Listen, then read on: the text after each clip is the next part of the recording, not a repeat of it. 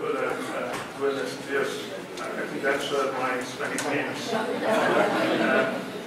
Good morning, everyone. First of all, thank you very much to the organizers for inviting me here. This is my first visit to Mexico City. It's a fantastic place. I'm enjoying it. Thank you very much. And also giving me an opportunity to share my research with you. Now, this is broadly the outline of my talk here. Yes. Now, one thing I should say that I prepared these slides a few days ago, but since I arrived here yesterday and I hear that there is a lot of discussion about the Sustainable Development Goals and information research, library information research towards that. Now, then I started thinking that, oh my God, these are the wrong slides I'm trying to present here, because I am now, as we speak, I am doing a research project which is directly linked to the UN Sustainable Development Goals.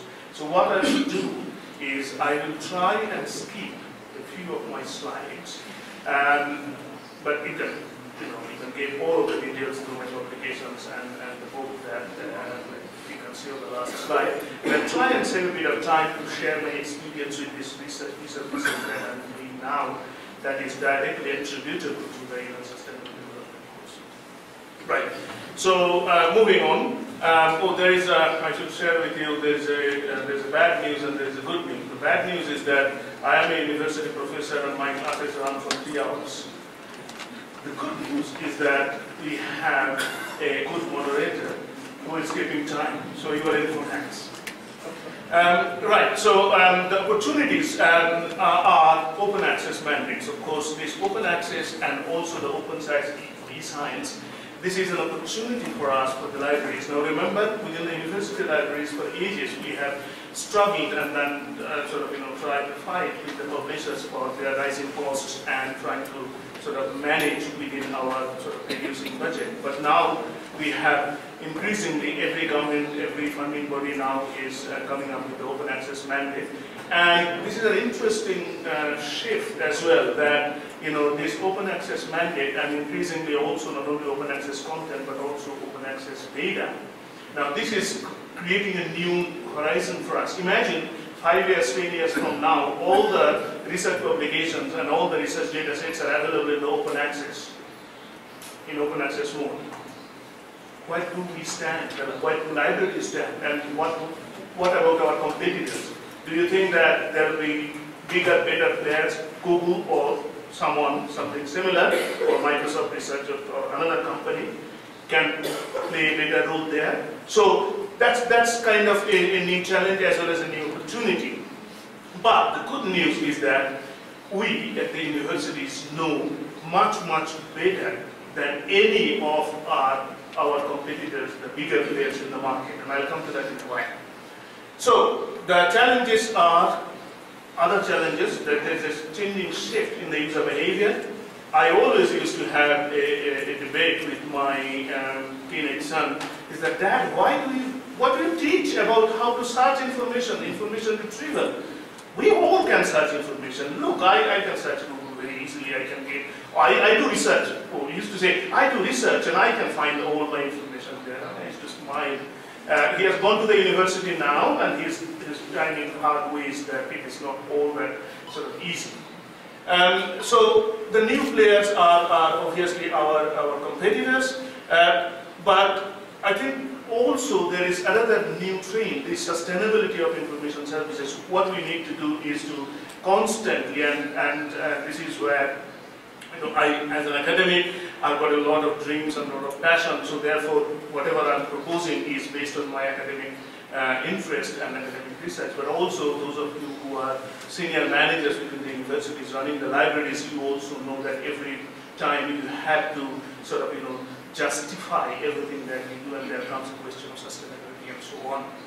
So the key questions that will kind of drive the presentation here and also drives broadly my research is that, what do we do? What value can we add that others cannot? If Google can do the things that we do better, obviously no one will come to us. Obviously tomorrow our university bosses will say that we don't need libraries because people can go to Google or any other search engine or any other search services and they can do better. So let's take a pause and let's see what they do and what that we can do better. We can build intelligent models of users, and I'll again come to that while I talk about a project that I'm doing now at my university, and probably sort of, that will give us some idea as to where we can move. So again, this is my kind of vision, very briefly speaking, is an academic library of future should be a personalized and value-added information service through linked data, content, and context. Context is important, and I'll come to that in a while. Contributing to the development of an information and data literate workforce. Now, data literacy is becoming an increasing challenge. Over the years, we have played some role on information literacy, and people are increasingly becoming information literate. There is a lot of guidelines and policies and practices and so on. With regard to research data literacy, I am doing a piece of research, again I'll share my views with you. A sustainable information service, that is what we all aim to do, because that's where our future is. If our service is not sustainable, we will not survive. And contributing to the sustainable university system. Now that's where, again, the university higher education system is sort of, also facing a lot of challenge. You all know, for example, I can give you my UK experience there, as to there's a lot of pressure from government from all angles. Probably some of you know that in Britain, every 5-6 years, every university, every academic discipline is rated nationally in terms of research, what they call research excellence framework. The last one was in 2014, the next one will be in 2021, and based on your research profile, part of the government funding comes onto that. This year, government introduced another one, which they call TEF. Like REF, Research Excellence Framework, they introduced TEF, Teaching Excellence Framework, where they again say that what value do you add to your students' journey? Why should the students come to your university, and during their journey, what value you add? And that value can be in terms of teaching, in terms of your student experience, in terms of student employment, in terms of the overall students' sort of, well-being, and then student sort of, contribution to society, and there are various other factors. So again, where do libraries stand in that? There are various stakeholders within this university system. So where do we stand within that, and therefore how do we contribute to the sustainable university system? 3 pieces of research that I will talk about, and this is where I will skip some of my slides. Sustainable information services at universities. I did a piece of work this year, I finished this year, which is called reading list analysis and research data management and data literacy. These are the 3 areas of my research where I will kind of briefly talk about and see, share my experience with you. Now, when we say sustainable information services within the university, then as you all know, and I'll skip some of this, the university plays a major role within the society. There is a Davos Declaration in 1990. These are some of the declarations, key points on with regard to the environmental sustainability, and many universities now are trying to be the kind of sustainable university system. Now the question is, where do we stand, and the libraries and the information system, information services stand within this? As you can see, if you can see, more details are available on the Google declaration, then you can find more details and then explanation of this. But this is the broad framework. If you say that this is the broad framework of sustainability, where do we kind of stand with regard to the library services? Now there have been some areas like green library buildings, and then energy savings by better lighting system, energy savings by better computing infrastructure and so on and so forth, even environment friendly furniture and all sorts of things. That's one of the areas. But what I am trying to get at is, and these are the US building councils, green building councils, regulations, etc. But the question is, what can we do? how can we combine research of information users and sustainability? Let me give you an example, the piece of work that we are doing at our university. Now, Google, Amazon, Facebook, they know more about you and me than even our close friends. How? Why? Why don't we know more about our students, our academic staff? And yet, just think for a moment. Every student, as soon as they log in, you should be able to know who they are. You should be able to know which course they are in. You should be able to know which exams they are going to write. You should be able to know what has been their grades over the past, whatever exams they have taken. You should be able to know which school, high school they went to. You should be able to know how many, brothers and sisters, siblings are there. So we have a lot of information. Unfortunately, we do not use them. Similarly, as soon as a student logs in, we should be able to know that how many books those students read over the past 6 months, over the past 1 year. We should be able to know how many computing labs they have attended, how many software they have downloaded, in which of the labs they have spent most of their time. So, as long as they use our university login system, they leave digital footprint. And we should be able to capture that, and we should be able to then match it with their various other data sets, like their background, what is their qualification that was there when they came in. If we do a longitudinal study, we should be able to see, is their performance concurrent with whatever they are reading, whatever subjects they are taking, whatever number of hours of lab or lecture they are missing or attending. Yes, this is the data that we have within the university. Now the problem is, and this is speaking from my personal experience, when I started this project, it was very difficult because some of the data sets within the university, in the UK system I'm talking about, you can more or less relate it to your own system. Within the student registry system, where they have all the student background information, which school they came from, what was their school grade, etc., etc. Some of the data sits with the university IT system, like which software they are using, their login information, their practices. Some information sits within the virtual learning environment Blackboard system, like how many classes they are attending, which lectures they are downloading, which software they are downloading, which reading list they are using. And of course, library has a lot of data sets. Campus services have a lot of data sets, like how many times they are coming in and out of the buildings or whatever. Connecting these dots can give us a fantastic picture of what a student does, and then we should be able to find out what a good student does as compared to a student who is failing or who is not failing. We should be able to create some kind of a flag system, lighting system that a light comes up suddenly saying that this student is somehow not doing the right thing. This student is sort of not reading the right thing or not attending the classes or whatever. If you go a step further, you should be able to relate back to the students' assignments that they submit, and you should be able to see out of the books that were, or items that were recommended for them, how many of those books or items that they have cited in their assignments. If not, why not? Are the books not available in the library? Or good students, are they writing and are they citing the references in from the bulk of the major recommended reading list, or others are not doing? We have started working this. I am facing a lot of problems. Again, this is again the platform to share experience. A lot of problems that university ethics system says that this is too much. You are probing too much into the individual student's life. So how do you anonymize data? What guarantees that this student will not be pinpointed at the end of the day or something? Will be whatever sort of penalized or whatever the case. IT services says that there are too many layers of secure access and secure areas that you try to go in and get data. But it is possible, that's what I'm saying, that these major search engines, they try to guess what we do. Whereas within our university system, we do not have to guess.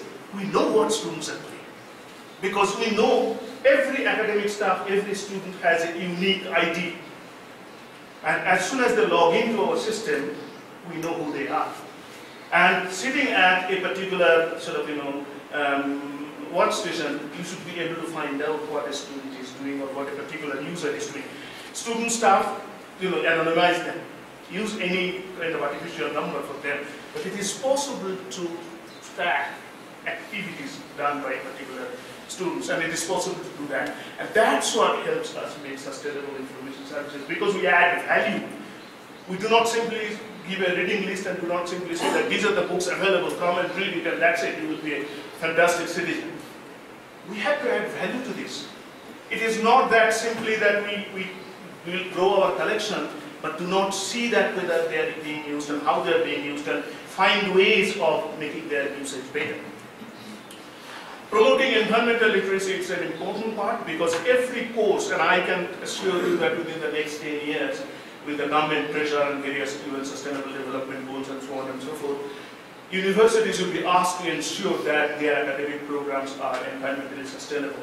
Many universities in the Europe, particularly in the Scandinavian countries, have now come up with the documentation saying that how their university courses, engineering courses, for example, and some of the medical courses, how they are environmentally sustainable, how they have built in environmental sustainability within their curriculum, how they are teaching people that if you go to work in a particular branch of engineering, how you can teach them that they are using all the right environmental making decision, environmentally informed decision. So that's where libraries can play a major role. Sorry. And introducing sustainability considerations and appropriate policies at all levels. And that's where libraries can play a major role. Again, because we know the users, we know the curriculum, and we know who teaches what subjects are being taught, and therefore it should be within our. So library is one unit within the university. Think of two departments, they don't know who teaches what. Think of two faculties, they don't know who teaches what. I do not know what my colleagues teach at their own courses. Libraries do, because libraries manage information, so they have a good understanding of which part of the university does what, which courses are coming in, which courses are going, which books are, or databases are being subscribed, which are being discontinued, and so on and so forth. So library has a much more holistic view, and therefore that may be very useful in informing the management in making appropriate decisions for sustainability. These are the slides that I will skip, because some of these things are very theoretical, and you should be able to get access to them through a book that is listed towards the end. But I will move on to one. How can you build sustainable information services? Right. Through collaboration and policies. Now, one example is open access information. The other example is reading this. Open access information, again, as I'm saying that, increasingly we are moving more towards open access collection, open access content, but there is a pressure now on open access data set. Like in the UK, for example, every university has signed an agreement with the research councils that every research that will be done within the university premises, the data will be made available for the next 10 years in open access. I sit at my university's management committee on research data management policy. We do not know how to do it, but we know that we have to make it open access, and there are different players coming up within the market. There are some big universities that have their own research data open access repository. There are national level research data like DataSite, for example. There are commercial companies that are coming up like ClickShare, Archive, etc., that come up with some kind of paid solutions for you. So there are different players, and this is happening over the past 2-3 years. It's only in 2015 when we signed that agreement, every university signed. So over the past couple of years, all these things are happening. Where do libraries sit in that? I can tell you that there is a university 5-member committee that was formed. I was invited from my science and engineering faculty. There was another faculty member who was invited from the business and law faculty. There are people from IT services, there are people from legal services, there are people from research office, no one from the libraries. When I first came in and I said, why isn't there any librarian? Why isn't there anyone from the library services? The provost who chaired that said, do you think librarians can contribute to this? Of course, they should be at the center of it. He said, oh, okay, so we'll try and find someone. Is there someone from the library isn't there? But what I'm saying is that is the mindset, is the thinking that IT can solve the problem. Okay? And other players are contributors to libraries. No, they cannot solve the problem. They only act kind of one end delivering it. When it's problem solving, they cannot do it. So that's the mindset that we need to change. And we need to create some kind of a, policy at the national level amongst the universities to see that what can we do in the research data management area. Can we come up with a solution that we can propose to all our universities so that nationally we can come up with a solution. Reading list service very quickly. This is an interesting area which we never taught. I just finished a project funded by one of the national organizations for GIST. Every academic program, every course has a reading list, right? Academics recommend reading list for their students. What is that reading list? The reading list is the academic things that the students should read. So there is some intellectual input there. Imagine that you develop a mechanism to collect that nationally in any subject, any discipline, like in computer science, physics, chemistry. What you get is a collective intelligence of academics in that list. You can then build a list and say that this is the must-have collection in chemistry or physics because this is based on the intellectual wisdom of all the academics within the country. Then we can prepare, that will inform your collection development, but that also can inform your future for the student recommendation system. You can then see how many of them are students are reading, how many of them are missing from your collection, etc., and a lot of intelligence and can be built from them.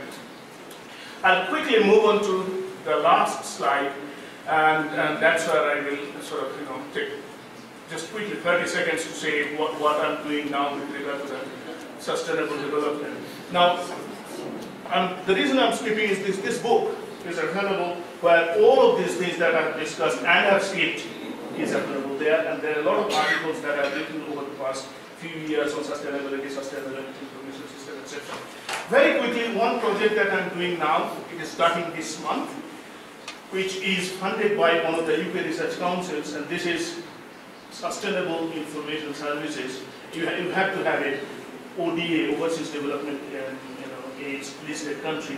So I am doing this project for Sub-Saharan Africa, building a digital public library of Africa. That's the vision, long-term vision, and what are the technological, political, economic, as well as literacy barriers for creating this. So that's directly related to this. As of this morning, I submitted another project for Medical Research Council and Arts and Humanities Research Council in UK. Again, that is the cultural barriers to public health. My theme is what are the cultural barriers for maternal health in Sub-Saharan Africa. I've taken Sub-Saharan Africa because that is where I have contacts and that is where there are a lot of interesting players up there. If any of you are more interested to know about this project and the funding possibilities that are available, there is my email and I'll be around to come and talk to me. Thank you very much.